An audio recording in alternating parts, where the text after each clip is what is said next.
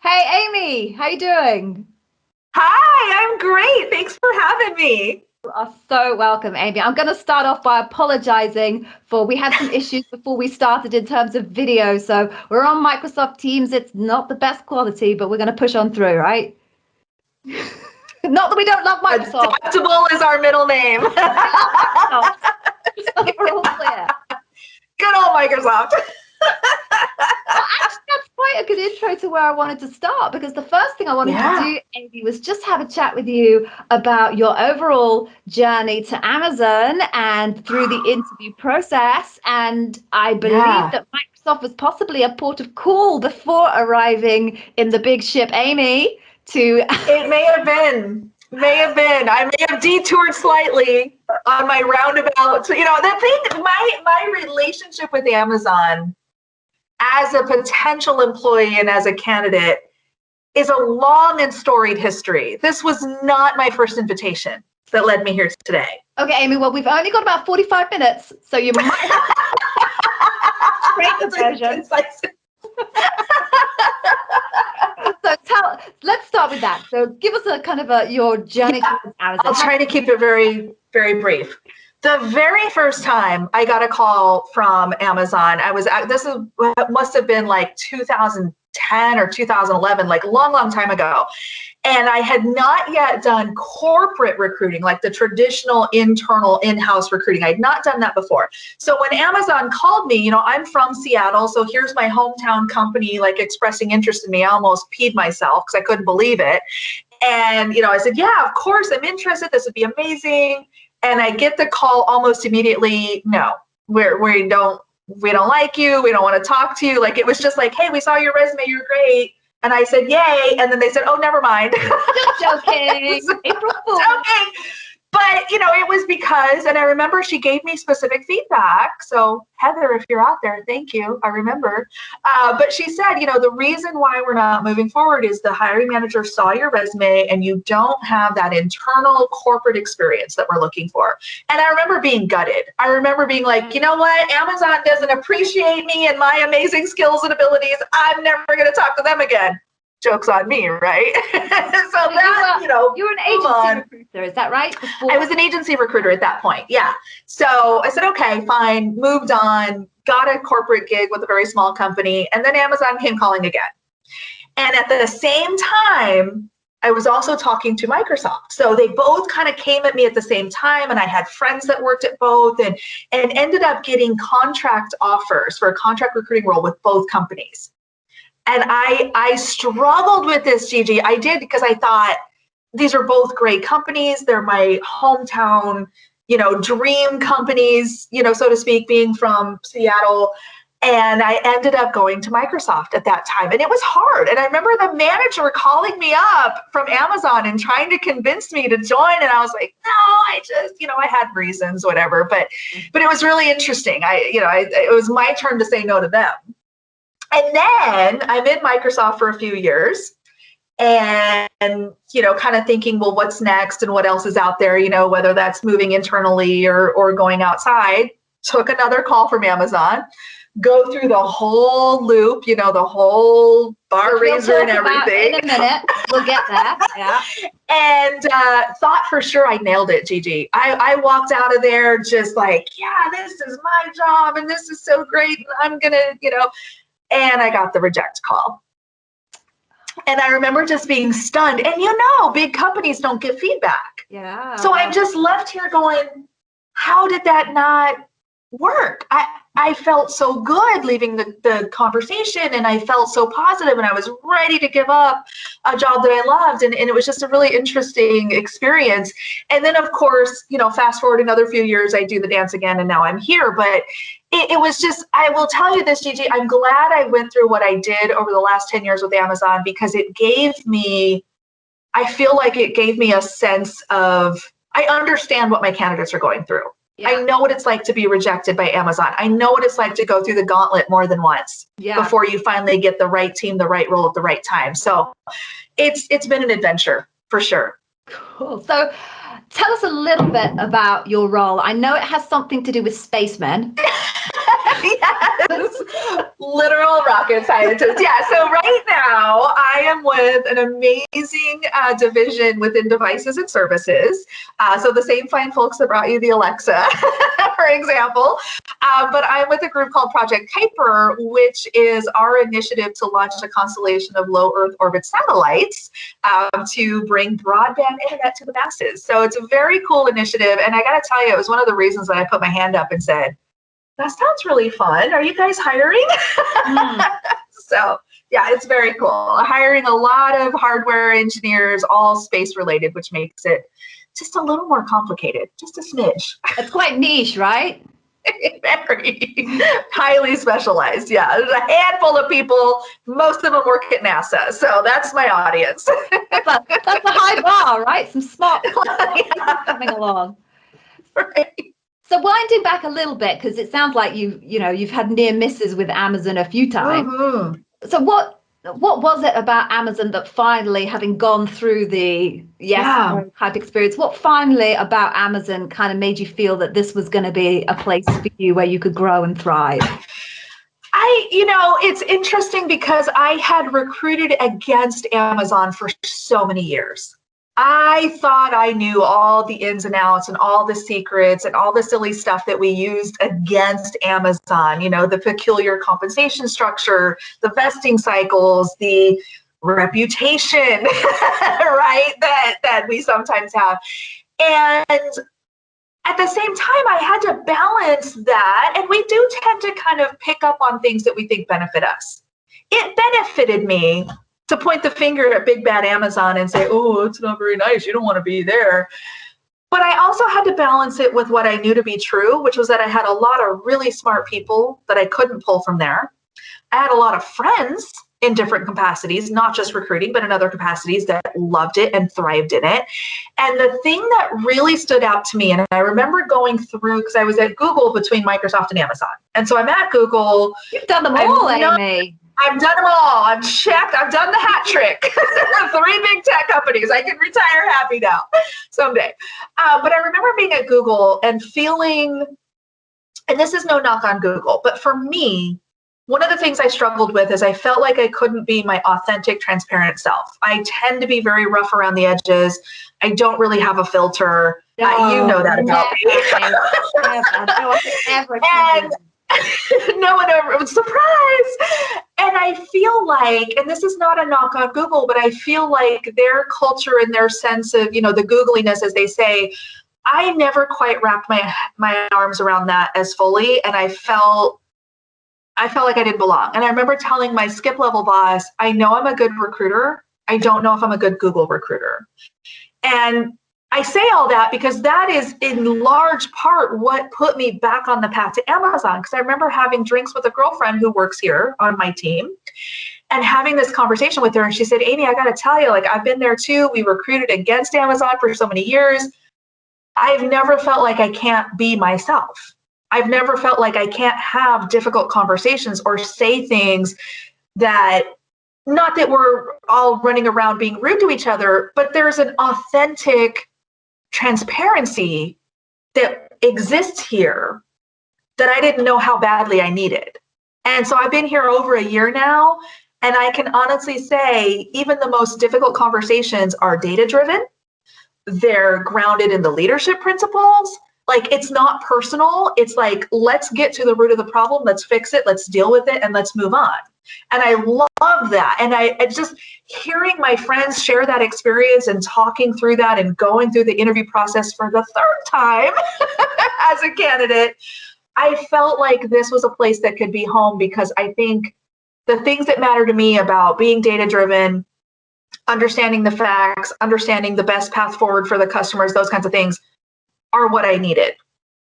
Yeah, and I really agree with you, Amy. I think it's not a leadership principle anymore, and certainly not when you joined, but when I first joined 6 years ago it was, and that's vocally self-critical. I always found that Amazonians were far more critical of themselves than you as another person could ever be of them, which makes it really easy to have those honest conversations, because it would be a conversation they would have had with themselves, probably magnified 2 times. Oh, yeah. Anyway, so there's almost nothing that you could say to an Amazonian that they wouldn't say to themselves?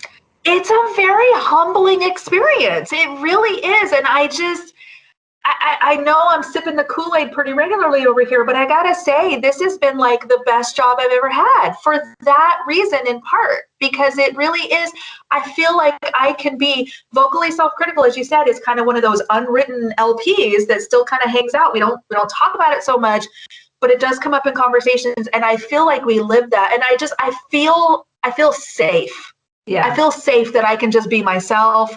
I can say what I need to say. We'll work through it, even if it's challenging. And we all have the right North Star. You know, what are we doing for the customer? Customer obsession is woven throughout everything we do.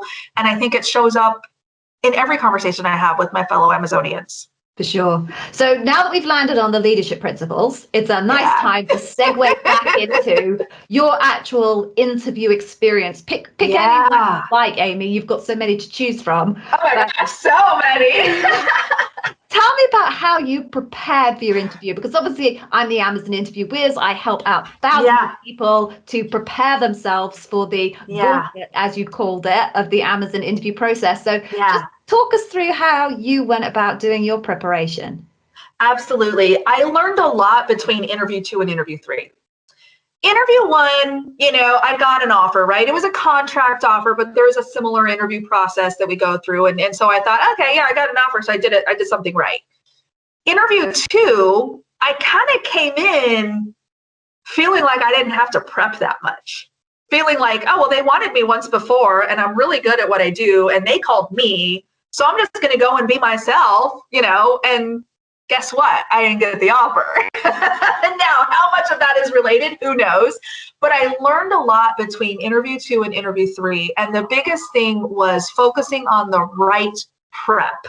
And I think I've heard you talk about this as well, where a lot of times we put so much effort into this idea of, you know, well, I'm going to show my value and I'm going to look up all my interviewers. I'm going to figure out, you know, if they like soccer or if they like chocolate pudding and all that kind of silliness. Nobody cares. They literally do not care about any of that. So in my third interview attempt, which was the successful one, I really focused on tying my career wins, my stories, my successes to leadership principles. I printed out the leadership principles. I wrote little notes to myself in the margins. Well, I could talk about this report that I built. I could talk about that strategy I unfolded. I could talk about that, you know, time I had to fire somebody, you know, all those kinds of things. And I made sure that I had actionable data, cradle to grave, using the STAR format for every answer I gave. And when I gave an answer, I scratched it out so that I didn't repeat it. Because that is also a common challenge, is we kind of get stuck on this one career highlight and we want to share that with everybody, not realizing perhaps that everybody's going to hear about it. So make sure everybody's learning something new. So I really focused on making sure that I had a variety of data points to share, and that every data point was grounded in a leadership principle. I could not tell you, because I didn't really pay attention, who was on my interview panel. I had their first names. I didn't care beyond that. I cared about making sure my information, my stories, my data points were tight and relevant. Awesome.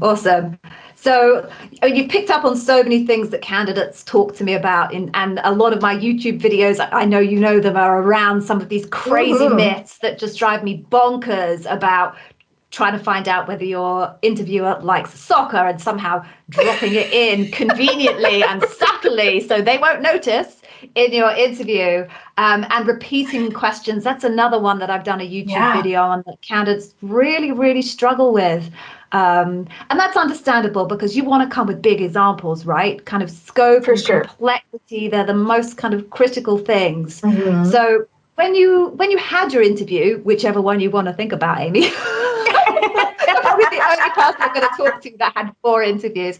Was there anything in the process, because you were so well prepared, was there anything in the process that kind of surprised you, that maybe if you think about, you kind of wish you had known, that you can give our viewers a little bit of a tip on? Ooh, yeah, I think I was surprised at how much they'd researched me.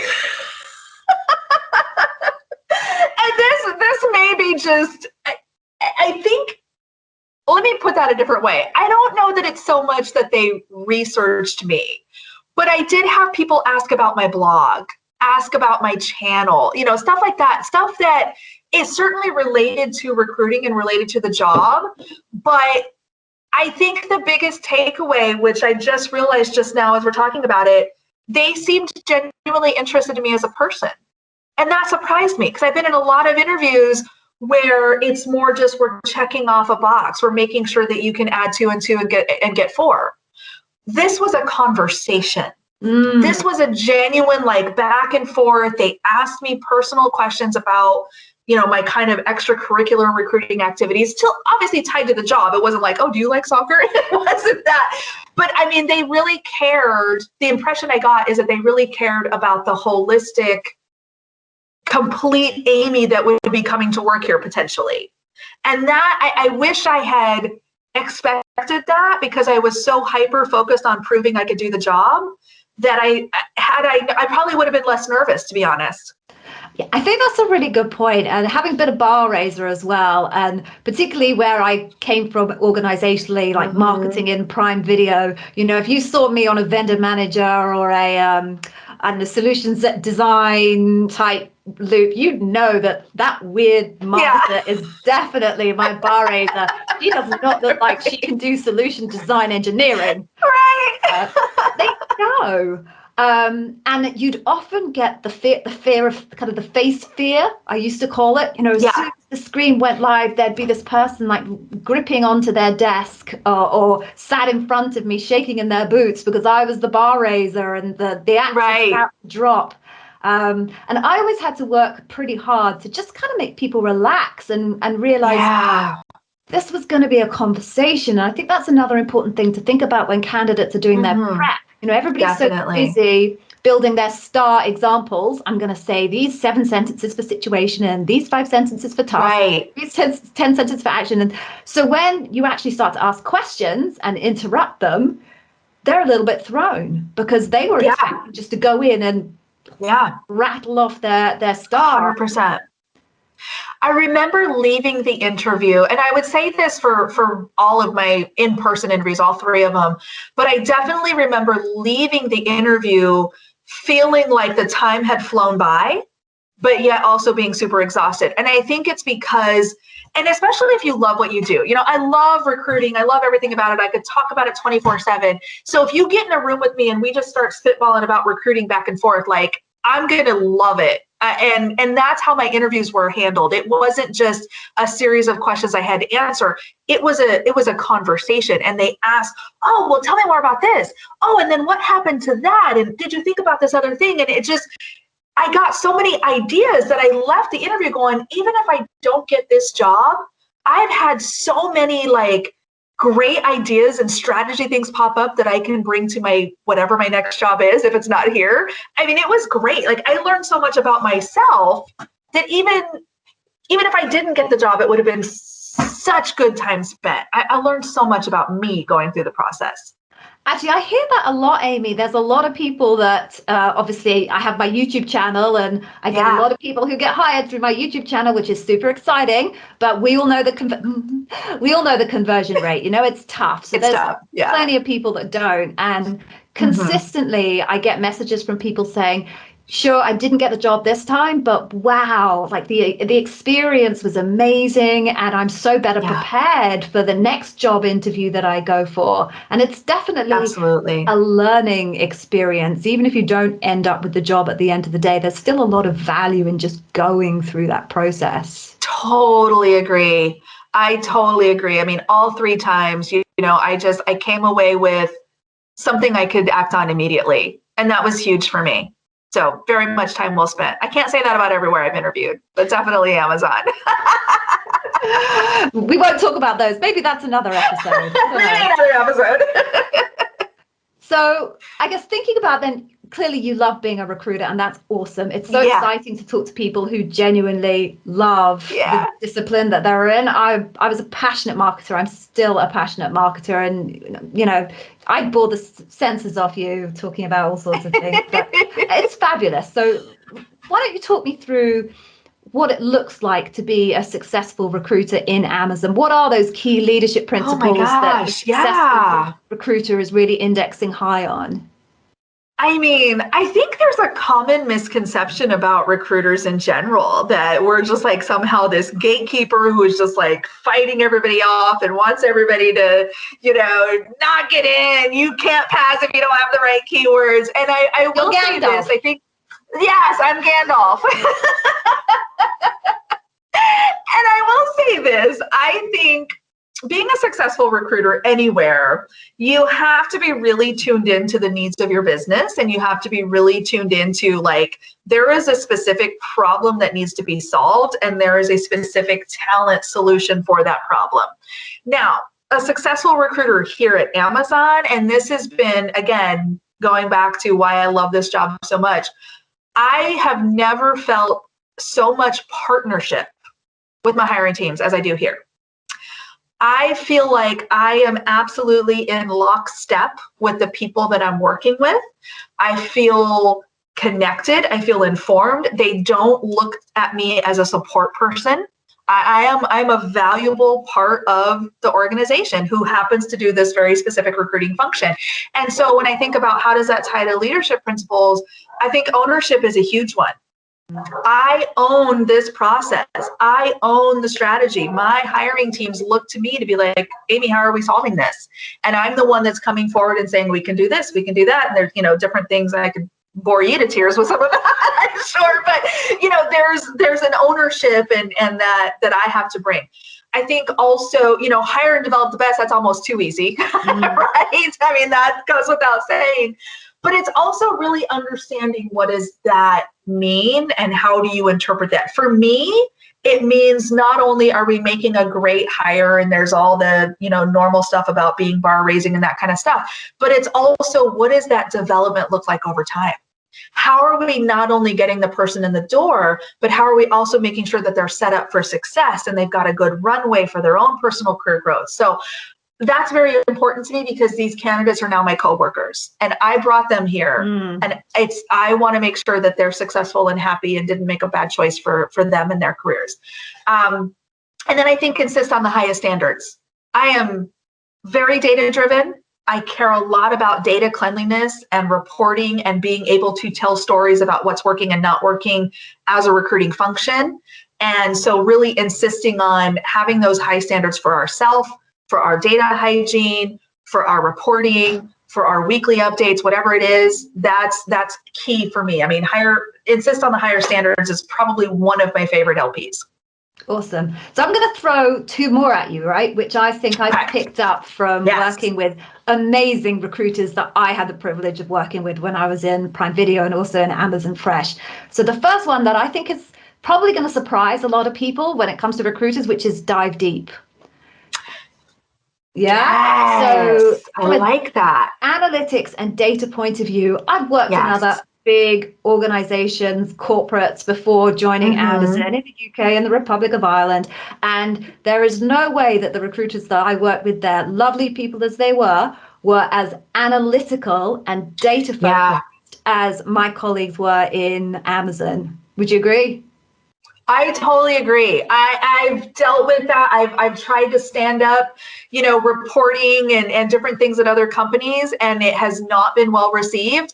And I did it here on my team, and it's like game changer. So 1,000,000% agree. It's appreciated, which for a recruiter like me that lives and breathes that stuff all day, to not only bring you my baby and be like, look how important this special report is, but to have people like, oh my gosh, that's exactly what we needed. So empowering. And certainly when I've hired recruiters myself for Amazon, those have been some of the most impressive examples I've seen. Those recruiters that come to the table with really good dive deep stories about how they have transformed recruiting kind of timelines and reduced them from 18 months to 7 months or 2 months just by creating actual reports that never existed in my companies before. Huge, right? I mean, traditionally, those would not be the type of skills that you would expect would land a job for a recruiter, but in Amazon, absolutely, for sure. Yeah, and 100% agree. And then the one other one, which again really impressed me when I was working with recruiters, and it goes to your point about that lockstep partnership, is learn and be curious. Yes. So the recruiters that I worked with, they weren't marketing experts. They're recruiters that had recruited for other teams, product roles, UX roles, whatever. And they come and they have to recruit for marketing. And the first thing they need to know is, well, what does good look like? Like, I have no idea what a marketer does. Do they do pretty coloring in? And they spend an enormous, I have been accused of that for many, many years, Amy. I did the coloring in. They have amazing skills to sit down with you and ask questions and join your team meetings and read your docs and all of it to really understand what good looks like so they can go and find me good. It's so true. And this is, this may come as a shock to your viewers, but I personally have never built a satellite. So, one would think, how can she possibly go find people to build satellites when she herself has never done it? And that's exactly how. It is taking that time to learn and be curious and ask the right questions and position that wish list into data points that we can use to go and find the right people and ask them the right questions as well. So yeah, I've long said, I've been in tech for many years now, and I've always said, I don't know how to code to know if you know how to code.